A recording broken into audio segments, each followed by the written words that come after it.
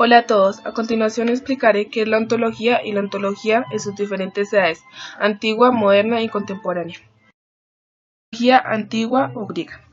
Los primeros paradigmas fueron la pregunta por el cosmos, es decir, comprender el principio del arjé, de donde nacen las cosas y a donde revierten cuando mueren, y el de esa totalidad que nace y muere, a la cual denominaron Physis, que quiere decir naturaleza.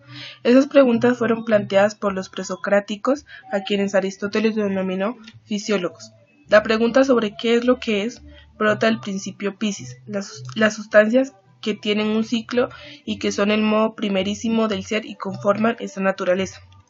A su vez, el arjé es el principio generador de la Physis, de donde vienen y a donde llegan esas sustancias, donde las cosas se reducen a él aunque él no se reduzca a ninguna. Respecto al arjé, se dieron distintas propuestas, de las cuales se distinguen dos clases: los principios físicos, como principios que son elementos materiales de la naturaleza, y los principios lógicos, cuando el arjé era indeterminado, un producto del pensamiento, es decir, no era natural ni material. Tales y Anaxímenes destacaron cada uno con el agua y el aire como arjé. Después surgió el apeirón, planteado por Anaximandro, que contenía toda causa de nacimiento y destrucción del mundo, pero él mismo era inmutable. También está el ser como principio, que fue planteado por Parménides de Lea, quien lo explicó como el ente que constituía todas las cosas y les daba su existencia, pero es perceptible nada más que por la razón. Este ser es lo permanente e inmóvil que puede ser captado por nuestra razón, a diferencia de la realidad o el devenir, que es captada por los sentidos y es la apariencia mudable y cambiante de éste. Platón, en cambio, dividió la realidad en dos esferas: la esfera o mundo inteligible de las ideas o formas perfectas, eternas o indivisible, y el mundo sensible, es decir, el devenir, lo material y lo conocido a través de los sentidos. Para Platón, la verdadera y necesaria realidad se encontraba en el mundo de las ideas, pues no está sujeto a cambios ni a corrupción, sino que están descritas siempre sin contradicciones. El mundo real era un cambio sombrío y cambiante a los sentidos, son la sombra de las ideas.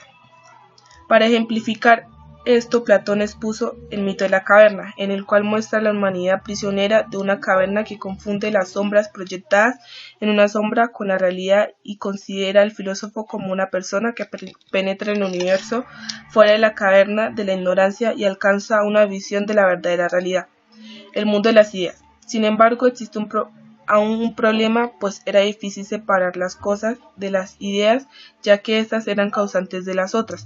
Esta cuestión fue tratada a resolver con la postulación de Demiurgo, un ser creador que relacionaba los dos mundos. Sin embargo, esta respuesta no fue totalmente satisfactoria, por lo que Aristóteles presentó otra en el que el ser es sustancia. Esta sustancia es una combinación entre potencia y acto, entre aquello que puede ser pero todavía no es, y aquello que ya es, también conocido como materia y forma. Las cosas eran un compuesto de materia y forma, y lo que distinguía una cosa de otra eran los accidentes que caracterizaban su forma.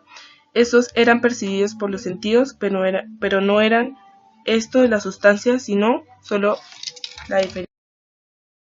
Al inicio de la época moderna se da un movimiento cultural llamado Renacimiento, el cual, además de ser un regreso a la literatura y el arte de la antigüedad, significó una concepción del mundo y del hombre impulsada por las obras de Nicolás Maquiavelo, Martín Lutero, René Descartes, Roger Bacon, entre otros. Asimismo, contribuyeron las obras artísticas en el campo de la plástica con Miguel Ángel y Leonardo da Vinci, todo esto hacia los siglos XV y XVI.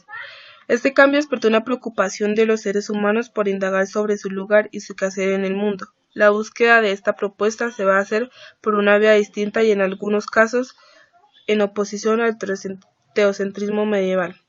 Por eso las grandes corrientes de pensamiento teológico van a encontrar en las obras de Descartes, Kant y Hegel a sus máximos representantes, volviendo ante todo a la pregunta por el fundamento y por el sentido del ser y una crítica a la época. Ontología contemporánea. Contemporánea casi desapareció, pues se considera que la metafísica, por tratar asuntos que son trascendentes y subjetivos, no se puede estudiar. Desde el razonamiento humano y como seres existentes se habla de un ser que posee una razón para existir, así sea solo ser arrojado al mundo para morir. De la ontología contemporánea se destacan tres autores, que fueron Nietzsche, Heidegger y Zubiri. Hola.